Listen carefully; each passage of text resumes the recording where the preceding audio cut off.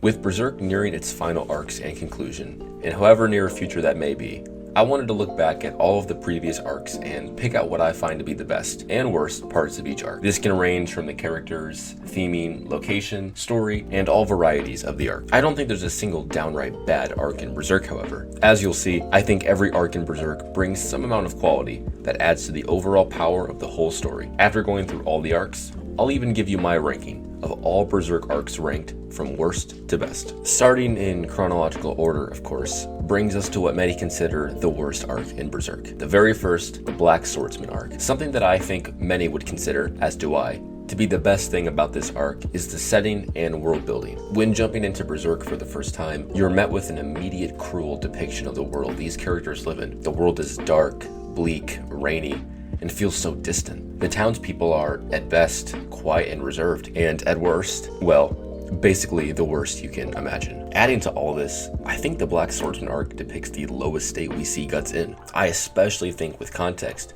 going back to reread the Black Swordsman makes this arc even better. Understanding why Guts is the way he is makes this arc so much more enjoyable and really sets up the torment Guts has gone through and continues to put himself through in his bloodlust for demonkind. However, on first read of Berserk, we don't have much context to Guts' life and story, so he really comes off as a brooding, maniacal asshole who uses whatever and whoever he can to kill demons. And for that reason, I have to say that Guts is actually the worst part about this arc. I originally was introduced to Berserk as a whole through the Golden Age movies, so I was given context as to why Guts is the way he is. I then jumped into the manga afterwards, and so Black Swordsman made a lot of sense to me. However, the clear consensus of readers who start Berserk from the manga seemed to be that Guts is just hard to like and care about in this arc. While he becomes much more understandable with context, it just feels hard to even care about him all that much in this first arc. On to the Golden Age arc now, which many fans would say is the peak of Berserk, and I can't blame them. There's so much to love with this arc, from the setting, story, characters, action, mystery, but I am ultimately going to say that the best part of the Golden Age is the story. There's a reason the Golden Age alone keeps getting adaptations. This arc,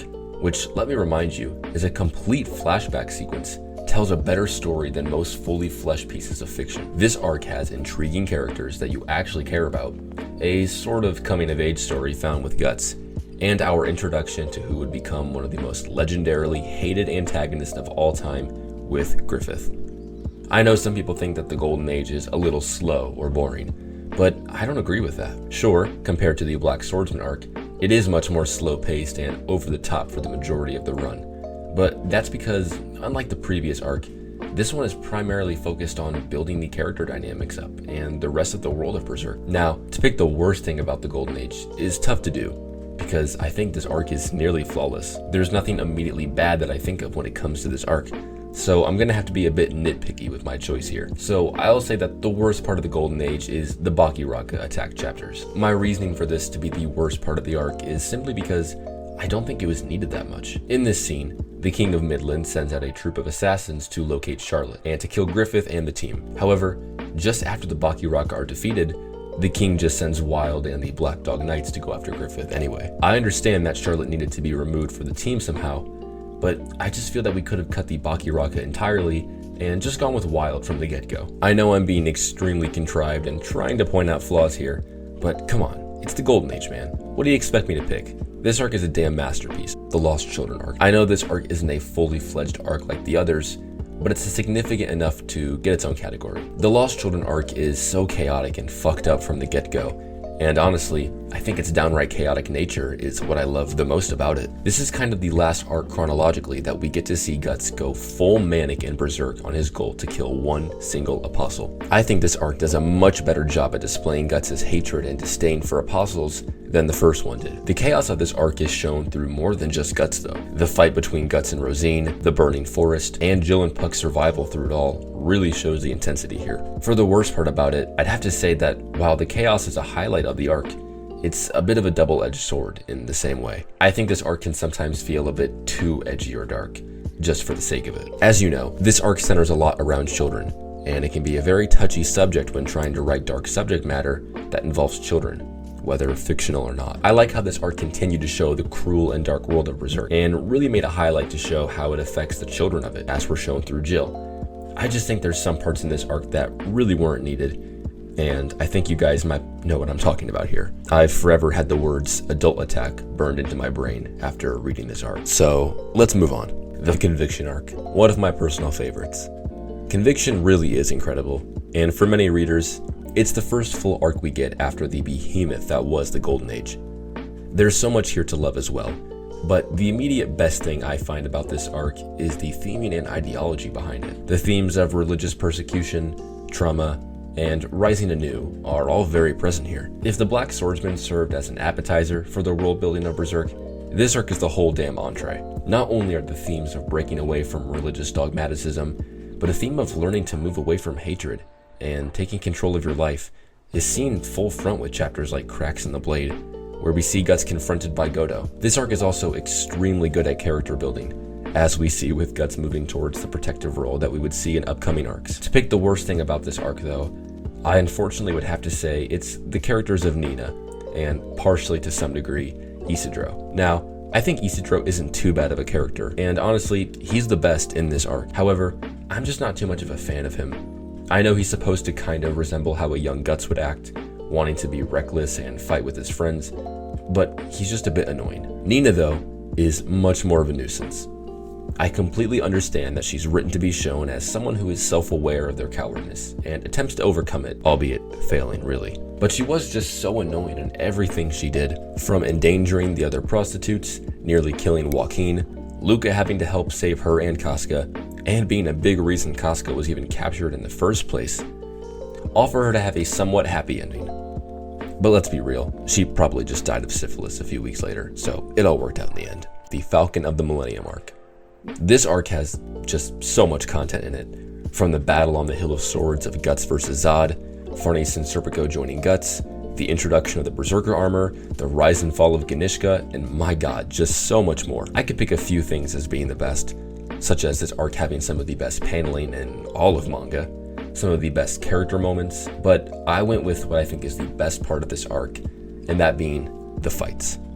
I mean, come on. This arc has some of the best duels, fights, and full-on war battles that we've ever seen in this manga. Starting with the battle on the Hill of Swords, we have one of the greatest fights Guts has ever been in with his battle against Zod, with the intensity being cracked to fucking 11, with Griffith standing mere feet away the whole time. We also have what might be the most hype moment in the entire series, with Guts donning the Berserker armor to fight Grunbeld.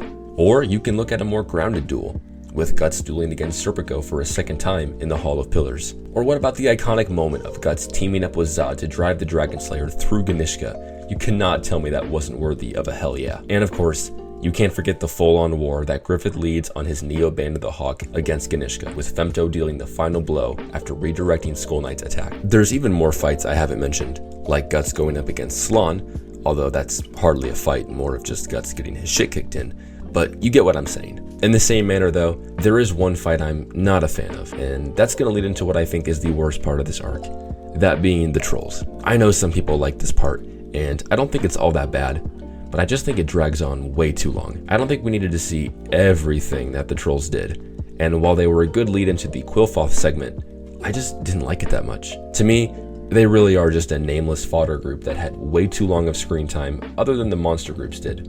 But to be fair, I'm really grasping at straws on finding a flaw in this arc. But the next arc might be easier to pick out some. Finally, we're at Fantasia. A divisive arc, no doubt, for a lot of Berserk fans, which may even say is the worst arc of Berserk. A little spoiler for my final list, but no, I don't think Fantasia is the worst arc of Berserk, and I'll stand by that. Fantasia does have a lot of quality to it, with some highlighting the sea god fight, the character interactions, or even the ending with Griffith's intervention. For me though, the best thing about Fantasia is Casca's Mindscape. I know I'm selecting an entire segment for the best part instead of something a bit more abstract, but it's worth it here. The Mindscape section is genuinely one of the most heartfelt, bittersweet, yet tough moments through the entire story, and seeing Casca smile at the end of it all made it one of the greatest chapters we've ever had. As for the worst thing of this arc, there's a few you could pick. Some don't like the new digital art style that became very prominent from this arc forward. Some don't like the more magic-based influence that also is abundant in this arc, but I don't mind either of those too much. For me, I gotta go with the boat and the pirates. I'm clumping both these sections together because they really did coincide with each other on how dreadful they were. While it's not really the boat segment that made this part bad, and was instead the long hiatus that was occurring at the time, it still wasn't too great. And that's thanks to these goddamn awful pirates. I've said my piece on these sorry, soggy excuses of a villain. I really don't have much more to say about them. They're unfunny, annoying, and break the pace and setting for the current story. And that's really all I have to say about them. With all that said, my order of all the Berserk arcs from worst to best would be as followed. The Black Swordsman arc is in last place. While it's not terrible to read, it has the least amount of substance out of any of them, and the writing of Guts and his actions don't serve well as an opening arc, but it does serve as a good entrance to the world as a whole. Next would be Fantasia, which definitely has its highlights and impactful moments in character discovery.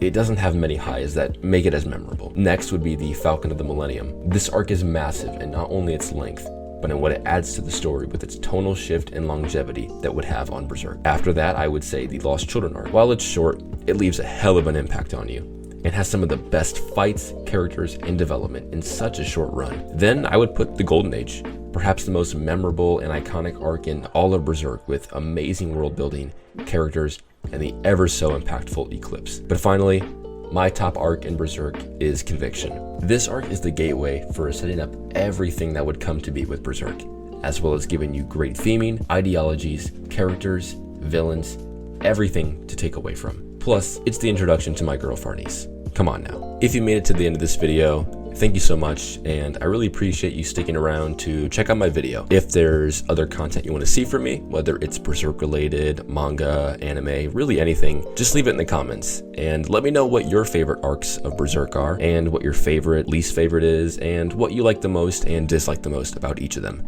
Once again, thank you for watching, and have a great day.